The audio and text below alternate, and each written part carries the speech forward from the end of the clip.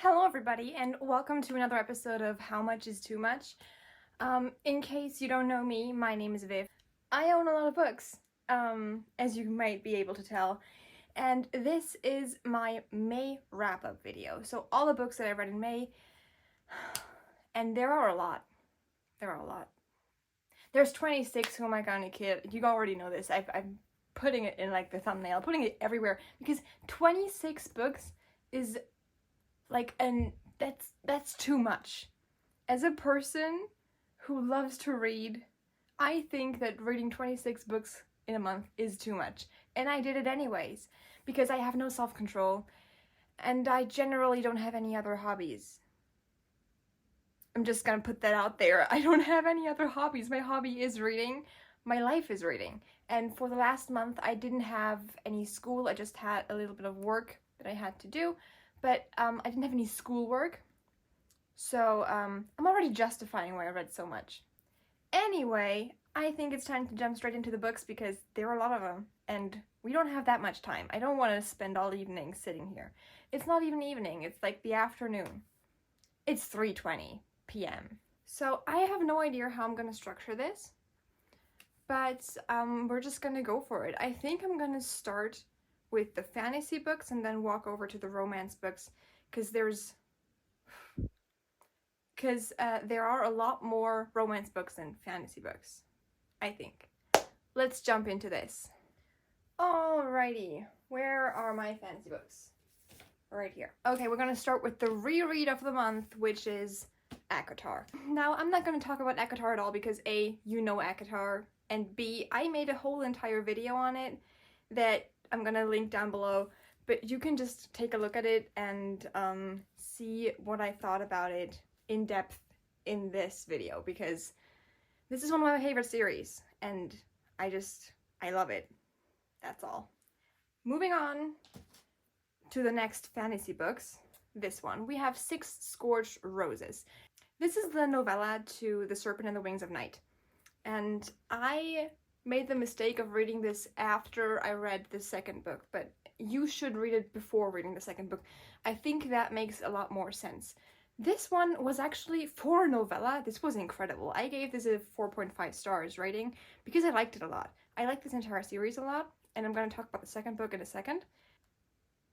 Like, this is 190 pages. This was so fast and so much fun, and the only critique that I have is that I wish it was a full book. I would have ate that up with a spoon if that was a full book. I liked it a lot. And then we're gonna go on with The Ashes and the Star-Cursed King.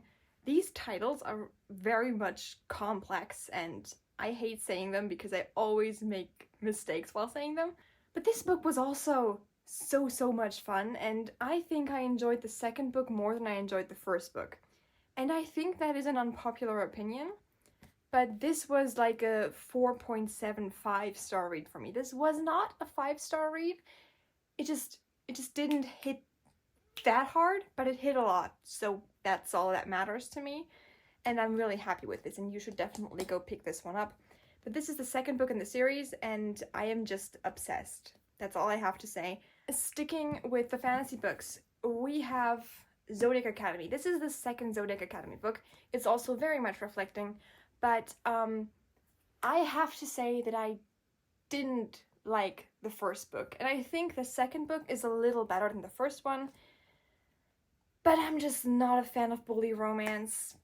That's just not my thing. I don't really enjoy it, and I didn't like the second book either.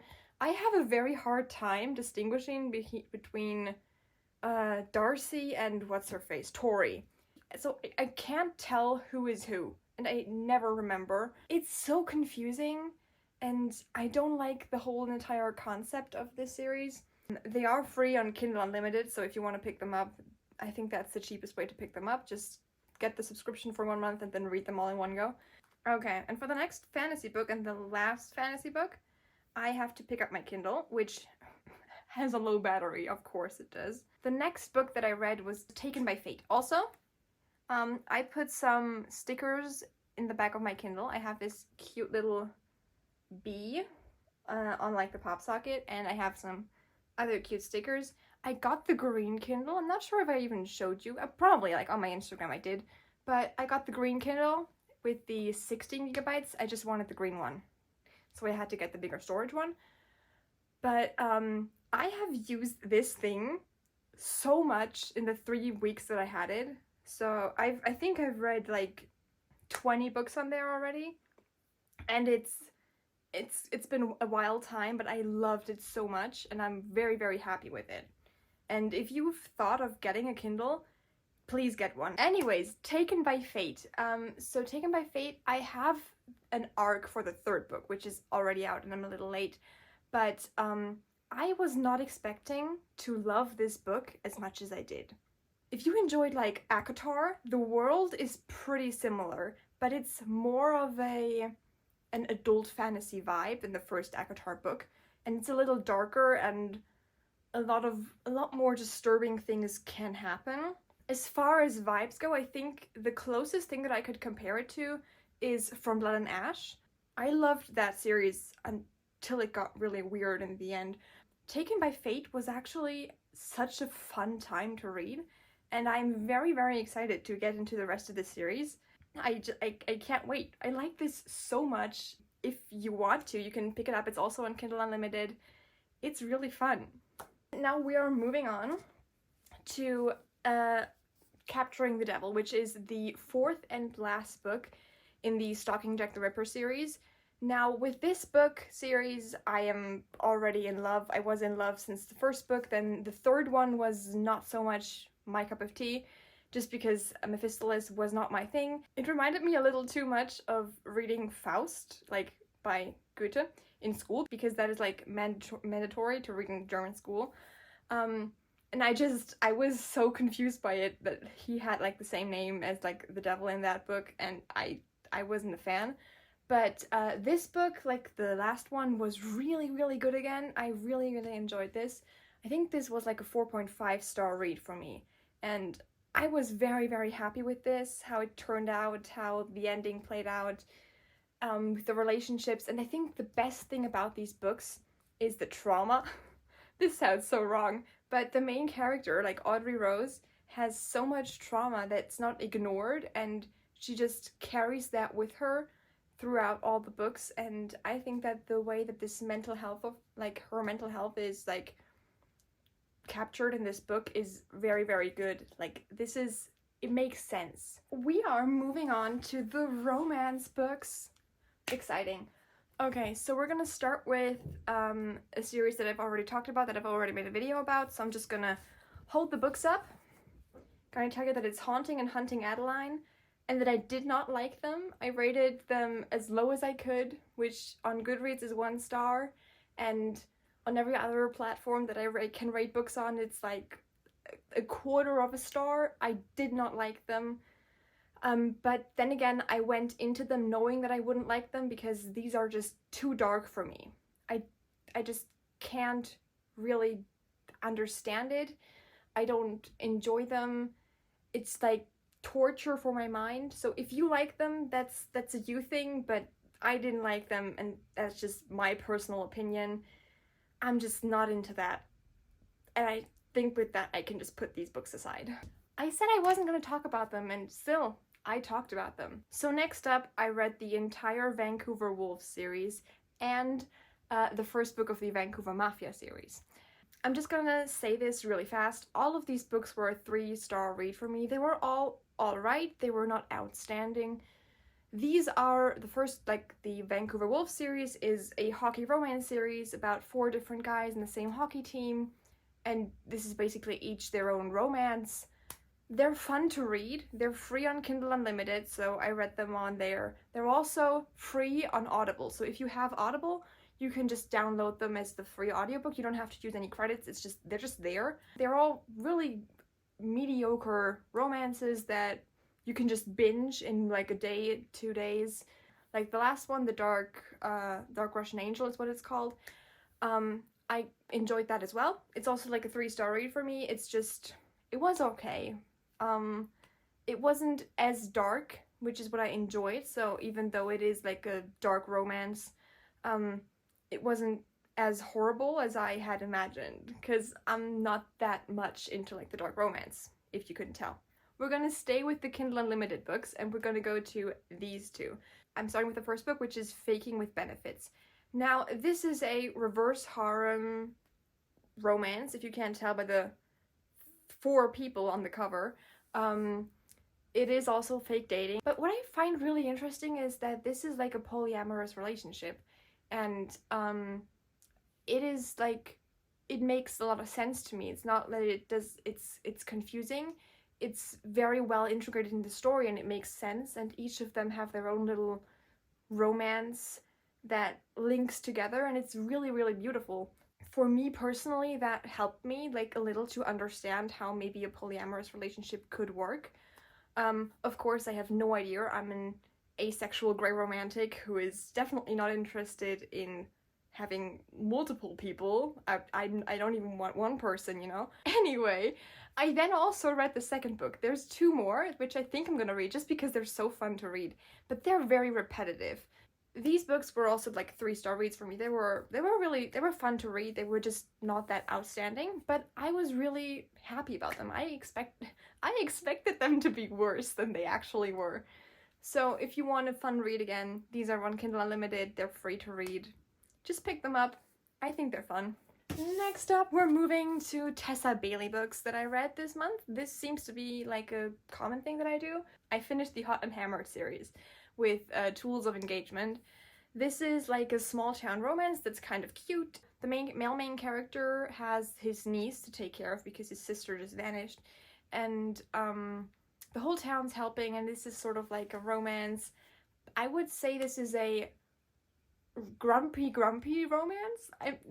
I'm not sure if it's supposed to be Grumpy Sunshine, but they're both kind of grumpy. I enjoyed this a lot. This was like a 3.5-star read for me. I had fun while reading this. I especially enjoy it when like one of the characters has a little kid, just because this kid is always so nice.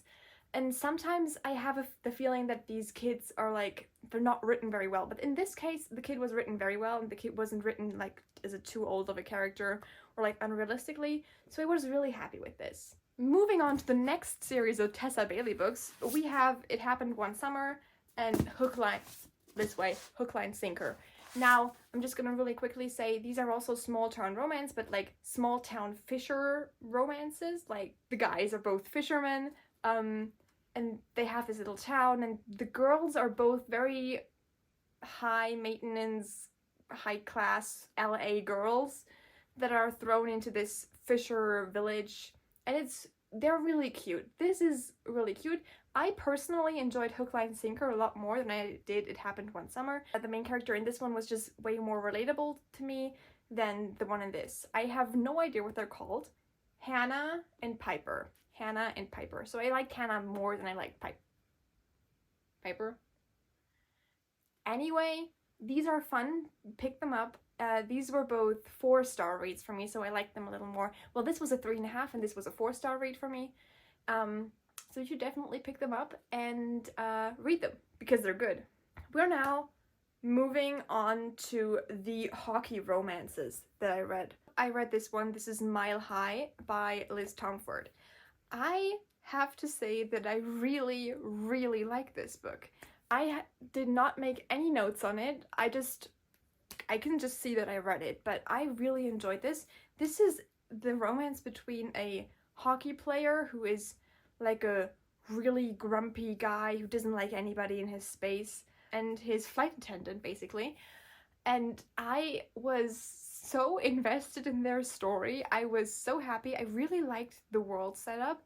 I really enjoyed this one. So if you're looking for like a very cute romance, you should maybe pick this one up. It's also free on Kindle Unlimited. Then I read The Offside. I realized that I read this book already when I was like 15, and I read it on Wattpad because it is a Wattpad book. And funny thing is that after some research, I figured out that even when I was like younger, I DNF'd that book, and I DNF'd it again because it was very, very boring. In my opinion, I think that the main characters happened way too fast, and after that I was just really bored for chapter upon chapter, so I just put the book aside because and with this it felt so general that I didn't really care because I knew that they would end up together. I mean, I assumed they do. Maybe one of them dies. I don't know. I've never read the book. And then I also read Find Me in the Rain. Okay, so this is also like a hockey romance, but this is a second chance hockey romance that I didn't enjoy as much. I thought this was okay. I gave this like a 2.5 stars. It was a second chance romance, so there was a whole of a lot of miscommunication there that just could have been avoided. So there was a whole bunch of misunderstandings there that I just didn't understand. I mean, why wouldn't you just call each other like, hey, you know, you have a son, I might be pregnant. Like, why don't you just call each other?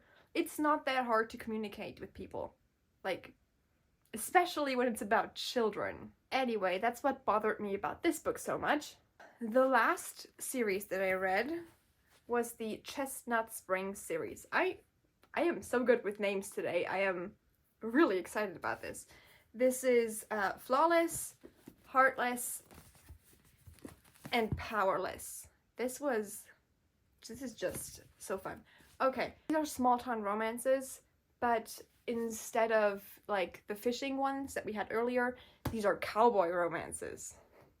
So they're about 3 brothers who, like, each of them is a different brother. There is also a 4th sibling, I believe. It might be the sister. I'm not sure there's gonna be a 4th book. I don't know what it's about though. But I have to say that I really, really enjoyed these. Overall, I would give this series like a 4.5 stars, like maybe even a 5 stars for the series alone. The books were all like also like 4.5 star reads for me. My personal favorite, I believe, to be the 3rd book. It's also been a long time, so I don't necessarily remember what happened in the first one. Oh, the first one was the bull riding one. Okay. And then the second one is the one with the kid. Oh no, I liked all of them so much. Third one is the hockey player one. Oh, I enjoyed every single one of these books, and I can only encourage you to pick them up. Please pick them up. They're such great books. And I think that's all I can say about them. They're really, really cute romances. There is spice in them. But not as much as it, like, that it makes me cringe on the inside and the outside. It's just it's a good amount. Like, it's not a little smut, but it's there, okay? Let's just say that it's there and it stays there. What am I saying? I feel so uncomfortable talking about that all the time. Now that we've talked about the smut in these books, we're going to the only 2 books that are YA, except for the other books that were YA before. Anyway, we're going to talk about this one, Queen Bee. Queen Bee is essentially Bridgerton, but without the awkward bits and more inclusion. So we have people of color in here, we have queer people in this, not the main character, but we have like representation in this book at some point, which feels a lot better. But if you like the vibe of Bridgerton, but you always feel like, these are like bothering me, and the consent thing in the first book of Bridgerton, no please, thank you, then this one is great. This one is essentially just a big revenge plot, and I was so into this. The whole time I had like this main character energy while reading this. This is also like much more realistic because it's the people are teenagers, like the kids, they're kids. And in Bridgerton, Daphne is still like a kid, but she's written as an adult, and this makes a lot more sense. And then we have my favorite book of the month. I can't believe it. I love this so much. We have Imogen, obviously. First of all, the cover, the artwork. Look at little Imogen. I love her so much. So this is essentially about Imogen, who visits her best friend in college. And her best friend has been like out as a lesbian, I believe. So her best friend is like in a whole group with all of her friends, and basically everybody's queer, right? And Imogen is like, in her opinion, the best ally that you can get. And then she meets Sarah. Is her name Sarah? Her name is Lily. It's not Sarah. And then she meets Lily, who sort of turns her world upside down and makes her realize that maybe she's not really that much of an ally, because maybe she is part of the LGBTQIA+ community as well. And this is just a really sweet story of how Imogen figures out her own life. I just enjoyed this so much because you get to see all of this teenage drama that goes down. You really relate to her feelings in the way that she's not sure what to feel, that maybe she's impostering. Like, this whole point of people in like the LGBTQIA+ community of feeling this imposter syndrome, that they're like not queer enough. That is just so real to me, because as an asexual, you always feel like maybe you're not ace enough because maybe you feel something sometimes. And it's so relatable, even though this is about bisexuality, not asexuality, but I just felt so understood by this. So I can only encourage you to read this book. Pick it up. It's so sweet. It's, as I said, a YA romance. It's set in college. It's really nice, and just pick it up, please. And I think that was everything. There were a whole bunch of books. I realized that, and this is probably already way too long of a video. But I had a lot of fun reading all of these books. I hope now that I've told you all about them, you're interested in one of them, or two of them, or all of them, and you get to pick them up as well. But now it's time to just get back to reading, and I will all see you in the next video that I make. Goodbye! Book recommendation time! What was that? Anyway, as I said, Imogen, obviously. Please, I know I've told you about this book, so I'm just gonna say it really fast. Please pick this one up. I loved it. It is incredible. And I love you. And I will see you all the next time. Bye bye!